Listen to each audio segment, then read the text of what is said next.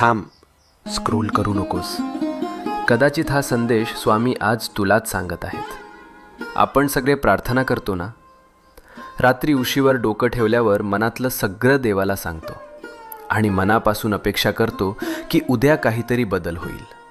पण जेव्हा काहीच होत नाही तेव्हा मनात प्रश्न येतो, स्वामी ऐकतात का खरंच? ऐक, स्वामी नेहमी उत्तर देतात.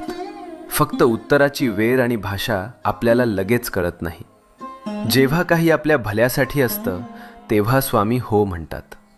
जेव्हा ते आपल्याला दुखवणार असतं तेव्हा स्वामी नाही म्हणतात.